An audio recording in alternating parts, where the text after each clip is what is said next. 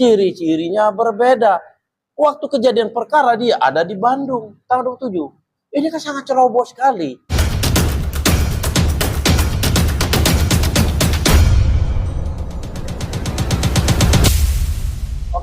Oke Bang, selamat. Kuasa hukum Peggy Setiawan, Marwan Iswandi menyampaikan, kliennya telah keluar dari sel tahanan menyusul dikabulkannya putusan pra-peradilan oleh Pengadilan Negeri Bandung, terkait status tersangka, di kasus dugaan pembunuhan Vina dan Eki pada 2016 lalu. Tanpa dari netizen, tidak ada apa-apanya. Dan tanpa dari media, kami tidak ada apa-apanya juga. Tapi seluruh media, tanpa terkecuali. Netizen dan media saya ucapkan terima kasih atas dukungan ini. Tanpa dari dua-duanya kami nggak ada apa-apanya. Itu ya, yang saya ucapkan terima kasih. Sebelumnya, Hakim Tunggal Eman Sulaiman mengabulkan gugatan pra-peradilan atas penetapan tersangka Peggy Setiawan, terkait kasus pembunuhan Vina dan Eki di Cirebon pada 2016 silam. Alhasil, penetapan tersangka terhadap Peggy dinyatakan tidak sah. Berarti keadilan kita di Indonesia ini masih ada dia pro kepada masyarakat bawah. Sebab si Peggy ini adalah kuli bangunan masyarakat bawah. Kami pun membantu Peggy ini, kamu tahu, membantu lillah ta'ala, keikhlasan. Karena saya ngelihat dari sini, ini tidak ada keadilan. Tidak ada keadilan. Mungkin masih ada jiwa di tentara yang tertanam. Bertakwa pada Tuhan Maha Esa serta membela kejujuran, kebenaran dan keadilan. Itu jelas di Sabta Marga. Nah, di sini aku terapkan pada diri. Ini tidak ada keadilan, tidak ada kejujuran. Ini tidak ada kebenaran. Makanya saya berjuang dalam perkara ini. Kemarin pernah saya mengatakan 99%. Iya kan? Dari awal sama 99%. Sekarang 100%. Makanya sekarang saya minta kepada Kapolri. Harapan saya tetap meminta kepada Kapolri, copot itu Kapolda Jawa Barat. Copot itu dari Krimum. Bukti tanggung jawab dari mereka. Karena apa? Mereka sendiri tidak mau menerima masukan dari saya. Saya pernah menyampaikan kepada Kapolda, kami minta penangguhan penahanan. Karena apa? Saya udah ngelihat dari awal perkara ini, saya lihat perkara ini pasti sesuai keinginan kami, tidak terbukti. Kami ajukan penangguhan penahanan, 2 kali penangguhan penahanan, tidak direspon sama Kapolda. Nah, ini loh yang menjadi catatan bagi kita. Ini juga makanya bentuk tanggung jawab terhadap ini saya minta tadi. Saya minta banget kepada Kapolri, Kapolda Jawa Barat copot. Dirkrimum beserta jajarannya yang terlibat di dalam yang mentersangkakan Peggy ini copot. Kita kesatria, kita buktikan kesatriaan kita. Berani bertanggung jawab. Itu harapan saya. Alasan logis kenapa dicopot kenapa, Bang? Biar copot dong, jangan bertanggung jawab kok. Dalam perkara ini. Kerjaan tidak profesional loh. DPO 3 orang, saya jelaskan. Mereka juga menurut saya dari Polda ini tidak konsekuen, tidak konsisten pernyataannya. DPO menurut putusan pengadilan ada 3, 1 Dani, 2 Andi, 3 Peggy Peron, bukan Peggy Setiawan. Nah, waktu jumpa pers ini mereka mengatakan Dani sama si Andi fiktif. Sementara di dalam putusan pengadilan si Andi sama Dani lah yang melakukan pemerkosaan. Yang melakukan penyebab kematian Eki itu salah satunya ada pukulan si Dani. Menurut otopsi loh. Di sini, benturan sini. Loh, kok fiktif? Nah, kemarin waktu kami melakukan permohonan gugatan pra-peradilan dijawab sama dari Polda. Dikatakan ada 3 orang yang DPO. Loh, yang mana? Kan ini membingungkan masyarakat. Ada 3 fiktif, ada lagi. Ya makanya kalau saya dari awal sidang saya udah ngatakan saya nggak mau mendahului kuasa Allah 100%, tapi 99 kan nyatanya benar. Itu loh. Nah, ini juga perlu sampaikan ke sini kepada masyarakat. Apa namanya? Ini koreksi buat jajaran Polda yang lain juga. Saya jujur, saya bilang, kalau institusi Polri bagus, saya pun bagus. Pimpinan Polri Pak Listio Sigit bagus. Kabar Reskrimnya Pak Wahyu Widada bagus. Dan di Polda Jawa Barat juga bagus-bagus kok. Cuma segelintir aja kok. Pemimpinnya diganti, aku bilang. Bertanggung jawab. Jangan sampai maksud saya ada anggota yang lain bagus karena dengan adanya seperti ini membuat ini juga. Nah, makanya kesatria dong, mundur. Kalau daripada dicopot mendingan mundur aja kok. Kecuali kalau saya nggak sampai segini kalau seandainya dulu kami mengajukan penangguhan penahanan, Kapolda mengiyakan. Dan kalau takut lari, saya bilang 8 tahun. Kalau itu kan 8 tahun perkara ini, Peggy nggak kabur kemana-mana kok. Dan waktu sidang, ingat, waktu sidang saya mendatangkan saksi ahli. Ahlinya kami, saya sampaikan waktu bertanya pada ahli. Kalau saya bilang, saya katakan, DPO bernama Peggy alias Peron, alamatnya di Mundu, tanggal lahirnya berbeda, ciri-cirinya berbeda. Nah, yang ditangkap, jadikan tersangka, klien kami, namanya Peggy Setiawan, alamatnya di Talun, umurnya berbeda, ciri-cirinya berbeda. Waktu kejadian perkara dia ada di Bandung, tanggal 27. Ini kan sangat ceroboh sekali. Ini nggak bisa diterapkan, benar-benar nggak bisa ini loh. Harus benar-benar ready ini banget. Dan ini perlu diingat juga, saya bilang. Saya minta, saya ketemu, ini saya udah bikin perjanjian ini, janji saya sama Menko Polhukam. Saya baik diterima atau tidak gugatan saya tanggal 22 Mei ini kami ke Menko Polhukam. Saya tetap minta kepada Menko Polhukam agar menyampaikan ke Presiden buat tim pencari fakta. Bukan masalah Peggy Setiawan aja bebas. Ini ada sesuatu yang besar. Saya ungkapkan semuanya. Saya nggak mungkin mengungkapkan ke media. Saya ungkapkan semua ke Menko Polhukam nanti unek-unek saya. Ada apa sebenarnya terjadi perkara ini? Ada sesuatu juga. Makanya perlu ini. Jangan sampai maksud saya, ini kan ini yang ada sekarang ini dari masyarakat ini ya. Ini masyarakat ini kan, nggak ada masyarakat. Dugaan dari masyarakat. Jangan-jangan ini ada jaringan narkoba. Nah, ini seperti ini maksudnya kita bongkar. Artinya abang akan segera membongkar ya? Ya, saya akan sampaikan ke Menko Polhukam nanti. Saya akan menghadap Menko Polhukam, saya sampaikan ceritakan semuanya. Ini harus dibentuk tim pencari fakta untuk membongkar semuanya. Kalau masih seperti ini, tidak akan terbongkar. Ini ada sesuatu, yang besar, nanti saya ceritakan semua. Bahkan saya bilang, saya menerima telepon, tapi nggak usah saya sebutkan apakah dia orang Intel atau bagaimana. Pernah saya ceritakan ke waktu ke media kan, apakah dia orang Intel apa segala macam. Saya kebetulan saya tentara. Ada orang nelpon saya, Bang, Peggy Peron itu ada sebenarnya, Bang. Kata orang ini, nah, tapi nggak usah aku ceritakan, orang siapa yang nelpon aku. Peggy Setiawan itu Bang memang tidak melakukan. Aku bilang, bisa nggak saya ketemu sama Peggy Peron? Peggy Peron ini Bang, apa namanya, ini dia masuk di dalam geng motor. Nah, sekarang menjadi analisa orang lain lagi. Ini kan makin berkembang nih. Jangan-jangan, ini kan ada di dalam sesuatu ini, apa namanya, bandar narkoba besar. Ini kan menjadi tanda tanya orang. Apakah Eki tahu masalah bandar? Kan ini menjadi pertanyaan, makanya harus mencari fakta. Dan ada juga yang berseliweran menyampaikan kalau ini jangan-jangan yang ngebunuh ini adalah anak bandar. Karena kan ada apa kan udah saling kunci. Tapi daripada ini terus berkembang di masyarakat, yang lebih baik kita bongkar. Bagaimana membongkarnya? Tim pencari fakta. Bang, apa yang meyakinkan abang untuk masuk di tim pencari fakta, sehingga apakah abang sudah punya bukti-bukti yang nantinya akan abang laporkan? Apakah memang abang yakin dari diri sendiri ini sebenarnya ada suatu hal yang harus dibongkar gitu? Apa sih? Menurut saya ya, dan masukan yang ada, masukan ke saya. Tapi menurut saya kan bukan orang ini, saya perwira kok.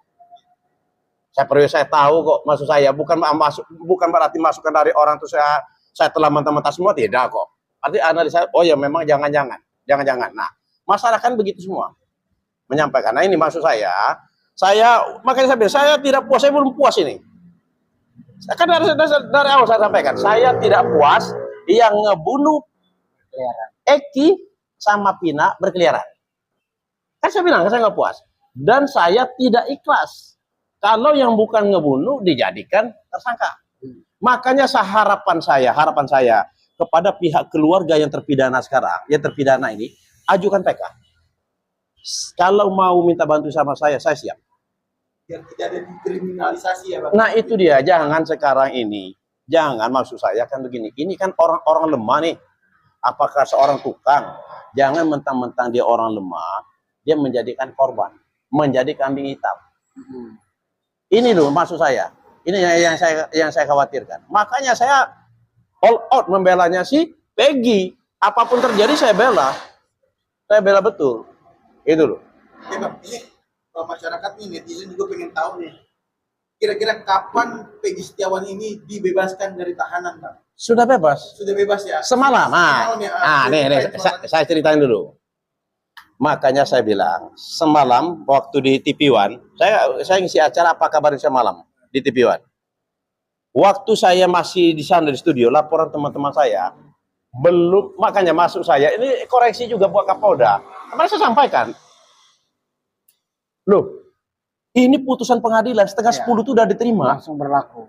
Udah berlaku, udah terima. Seharusnya ngapain lagi sih sampai malam? Menurut teman saya, laporan ke WA ke saya, waktu acara di TV One itu, dia WA ke saya, ini belum keluar juga, tolong sampaikan dong ke media. Nah, itu waktu itu jam 7:30. Bayangin dari sekitar jam 10-an, 7:30. Alasannya gelar perkara. Loh, kalau saya menjadi Kapolda, maka saya bilang, kalau saya menjadi Kapolda Jawa Barat saat ini, oke, ada aturannya. Mainnya dia harus gelar perkara. Saya panggil di Krimum, saya panggil pejabat yang lain, waktu putusan ada itu, sekarang kalian bikin gelar perkara, saya tidak mau tahu menau, 1 jam selesai gelar perkara, bebaskan Peggy. Karena udah putusan pengadilan. Itu dong, baru keren. Ini kok berkelit-kelit. Masyarakat sudah menilai, masyarakat udah menjustiskan selama ini begitu kerjanya. Udah dikalahkan lagi, kok masih diperlambat apa lagi? Ini saya menyayangkan. Makanya saya bilang tadi, mohon izin Kapolri, copot aja Kapolda Jawa Barat, copot dari Krimum itu, copot. Saya setuju banget.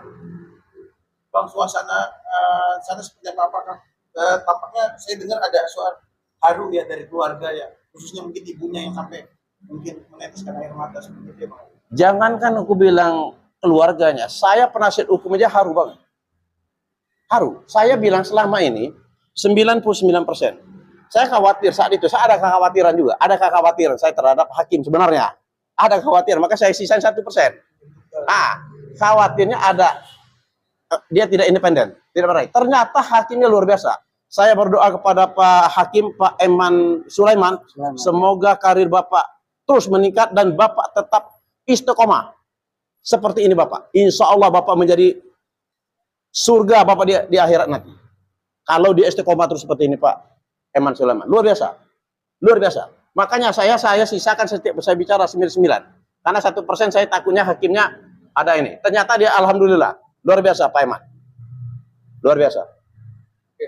Bang, sebagai kuasa hukum sendiri, Abang kenapa sih Bang apa banget membela Peggy? Apa emang dia dari orang yang kalangan yang menengah ke bawah, dan Abang juga kan tidak ada menarik visi sama sekali untuk Peggy. Kenapa sih Bang alasannya teman-teman kuasa hukum membela Peggy itu Bang? Saya jujur, saya bilang. Kalau ini saya jujur, saya harapan saya dari Allah aja. Saya tadi kan saya ceritain. Kami di TNI itu ada namanya Sabta Marga. Ada. Bertakwa kepada Tuhan Yang Maha Esa, serta membela kejujuran, kebenaran, dan keadilan. Apapun namanya, walaupun saya sudah pensiun, itu tetap melekat di dalam ini kami. Doktrin itu tetap, sampai saya masih hidup. Saya melihat ini tidak ada kebenaran, tidak ada kejujuran, tidak ada keadilan. Makanya saya bantu. Walaupun saya bilang, pengorbanan kalau materi pasti dari saya. Dari teman saya. Ada teman saya kayak Bang Nikolas Johan Kiri-Kiri, saya sebutin namanya. Itu luar biasa. Pengorbanan materi Abang itu luar biasa. Saya memang keluar juga pengorbanan, tapi Bang Johan Nikolas Kiri-Kiri itu luar biasa. Wah, Niko Kiri-Kiri, aku jempol sama Abang itu, luar biasa. Saya hormat betul sama Abang itu. Pengorbanan kalau dari segi materi, dan saya nggak menyangka Abang itu seperti itu. Itu luar biasa Abang itu. Nah, ini maksudku di sini kita memang berkorban semuanya. Saya jawab biar terfokus jawabannya. Karena tadi kan bilang karena memang ada di Sabta Marga itu masih yang kedua saya bilang saya itu mau menegakkan hukum ini jangan seperti jaring laba-laba. Pada saya cerita jaring laba-laba ini kan kenanya orang yang aku bilang kayak nyamuk, lalat. Saya maunya berlaku pada siapa aja, dan jangan sekali-kali menzolimi mentang-mentang orang tidak punya dia terzolim. Jadi saya nggak mau seperti itu. Jangan dikorbankan mentang-mentang dia orang nggak punya, orang nggak berdaya. Makanya karena saya pun bukan orang kaya, makanya saya akan berjuang. Saya akan berjuang. Tapi alhamdulillah kepada Allah. Dan saya pun biar ini penonton lihat nih ya. Kalau ada kasus memang orang yang tidak punya, tolong sampaikan ke warga. ada memang yang butuh bantuan, saya siap. Walaupun biaya dari saya sendiri. Dia tidak saya pungut biaya. Tapi orang yang memang orang susah, dia butuh bantuan hukum. Saya siap. Sampaikan kepada penonton sekalian. Saya siap bantu. Ya Bang, Bang Peggy kan sekarang sudah keluar Bang dari tahanan ya Bang. Tuntutan Peggy apa sih Bang untuk dirinya gitu, untuk menuntut bisa dikatakan mungkin kepolisian ini ya mungkin menaikkan nama baik itu nanti ruginya seperti apa material atau apa Bang? Yang jelas sekarang kan Peggy kan masih mau istirahat dulu. Dan kami pun ini, kami rencananya juga nih mau diberangkatkan oleh Bang Nicholas kiri-kiri nih ke Bali kami semuanya, penasihat hukum ini. Kami mau ini dulu baru kami. Tapi ada rencana.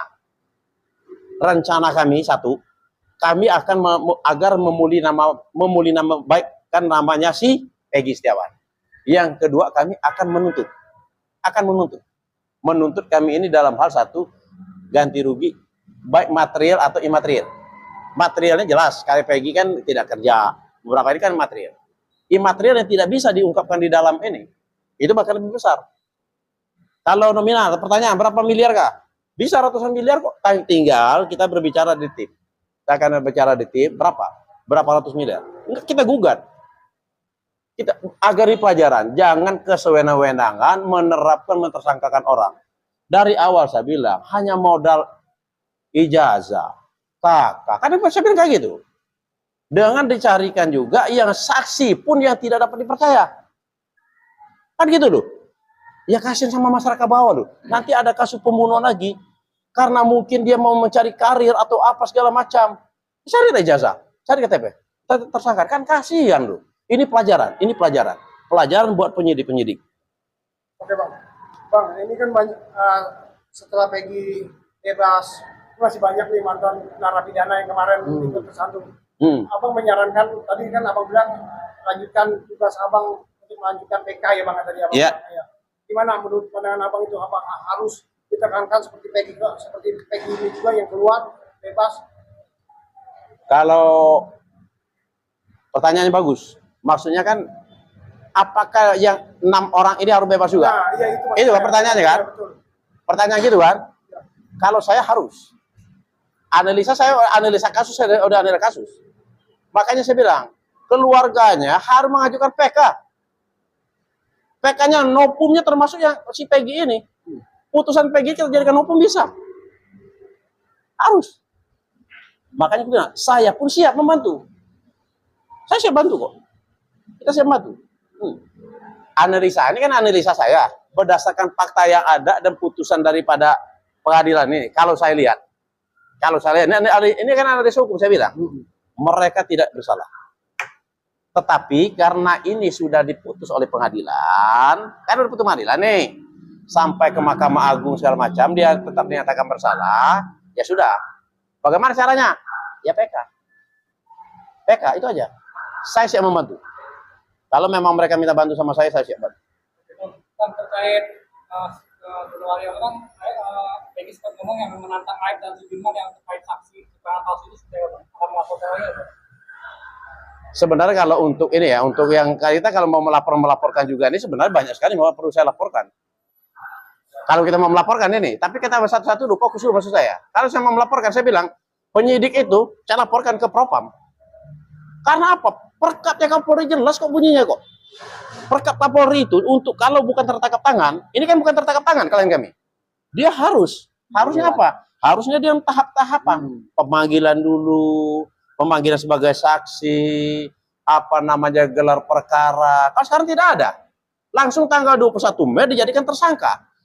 Berarti mereka melanggar perintah atasan. Perintah atasannya apa? Perkap. Kalau melanggar perintah atasan berarti jatuh kepada kode etik. Kode etik di mana kami laporkan? Ke Propam. Bisa saya laporkan ke Propam. Tapi untuk sementara ini maksud saya bilang, ya Dirkrimum mundur aja lah. Mundur. Dirkrimum mundur aja. Gentleman, saya bertanggung jawab. Saya mundur. Nah itu baru. Aku angkat tangan begini. Kalau Dirkrimum dengan adanya kejadian ini mundur. Jangan masuk saya. Aduh, saya kan benar. Prihatin saya terhadap ini. Makanya saya bela betul biar. Kamu lihat kan bagaimana saya bertanya di dalam persidangan. Mereka, Mereka waktu kami ini biar kita cerita ulas ke belakang lagi ya. Waktu persidangan dari proses hukum mereka, apa yang kami minta tidak dijawab. Seharusnya kan kami mentersangkakan karena ini loh, kami menahan karena ini loh. Dia lebih banyak menceritakan masalah BAP. Jawaban dia tadi bilang, yang dikatakan sama mereka jumpa pers itu fiktif, dinaikkan lagi jadi 3. Kan lucu perkara ini. Ada lagi kebilang, waktu bertanya kepada saksi, nanya ke saksi fakta kami, kamu tidurnya di mana? Bagaimana posisi tidur? Loh, apa hubungan sama perkara ini? Wajar banget kami menang. Memang kami menang, gitu. Tapi mungkin itu dari Allah membuat mereka tidak terbuka ininya. Kalau saya optimis dari kemarin, ya itu aja konsekuensinya saya bilang sekarang ini ya Dirkrimum, saran saya mundur aja daripada copot, mendingan mundur aja sekarang. Kita gentleman. Bang, pesan terakhir untuk pihak kepolisian Bang agar kejadian ini tidak terulang kembali Bang. Pesan saya ya, Ya. kalau di ini ku bilang, kalau di polisi kembali lagi saya sampaikan, kalau institusi Polri bagus, tidak ada salah, tidak ada cacat. Pimpinan Polri bagus, saya bilang, saya ulangi, bagus. Termasuk kita kerucutkan ke Polda Jawa Barat. Polda Jawa Barat bagus institusinya. Anggotanya bagus-bagus, masih banyak yang bagus. Hanya segelintir ini sama pimpinannya aja. Makanya bilang pimpinannya bertanggung jawab, jangan sampai mencoreng anggota yang lain. Mundur dong. Atau bilang pesan sama Kapolri, copot. Yang paling bertanggung jawab, copot. Karena apa? Aku bilang pernah, aku udah mau minta, udah menyarankan untuk penangguhan penahanan kok.